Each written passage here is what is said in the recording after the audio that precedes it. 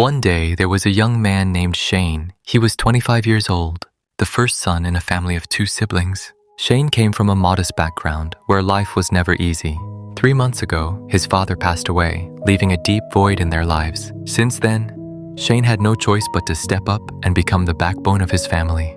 Now, he carries the responsibility of supporting his mother, his grandfather, and his younger sister, who is still in high school. Despite the weight on his shoulders, Shane continues to move forward. He works as a digital marketer for a well-known brand, doing everything he can to keep his family going, quietly sacrificing his own dreams, yet holding on to hope that one day things will get better. Shane was walking when something caught his attention. He stopped, surprised to see a small baby bird lying on the ground beneath a tall tree. It must have fallen from its nest. The tiny bird chirped helplessly, unable to fly or find its way back. Shane looked up and spotted the nest high above. For a moment he hesitated, but seeing how fragile and alone the bird was, he knew he couldn't just walk away. Carefully, Shane picked up the little bird in his hands. With patience and effort, he climbed the tree, making sure not to hurt it. Step by step, he reached the nest and gently placed the baby bird back where it belonged. Watching it safe again, Shane felt a quiet sense of relief. Even in the middle of his own struggles, he still found the strength to help something smaller and more helpless than himself. Shane sat in silence, lost in his thoughts, the weight of life pressing quietly on his shoulders. The night felt still, almost too still. Then, Hare Krishna, Hare Krishna, Krishna Krishna, Hare Hare,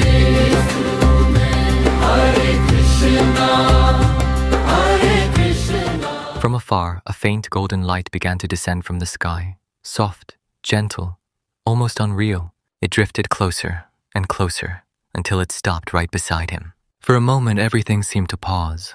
Then suddenly, Shane flinched. A presence. He turned, startled, his eyes widening as a figure was now sitting beside him, as if it had always been there. What are you? No, this isn't possible.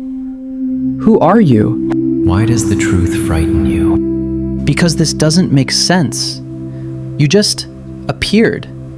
People don't glow like that. You see the light, but you question its source. Tell me, Shane, how do you know me? Do you question the sun because it shines? How do you know my name? I know every soul that has ever wondered why it suffers. And tonight, you called. I thought I was alone. You were never alone. You were just not aware. Then tell me, why does it hurt so much? Why am I suffering? You believe your pain comes from the world, from your work, from people, from what didn't go your way.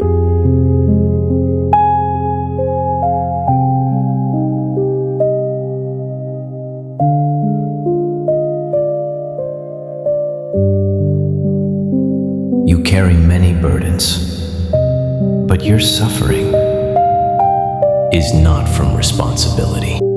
But that is not where your suffering is born. You suffer because you are attached. Attached? To what? I just wanted to succeed. Not to the work, but to the result. You gave your effort, but you tied your peace to what you could not control. The promotion. The recognition, the validation, the outcome. The moment you depend on outcomes, you give the world the power to control your peace. So I did this to myself. No, you simply forgot who you are. Let me show you something.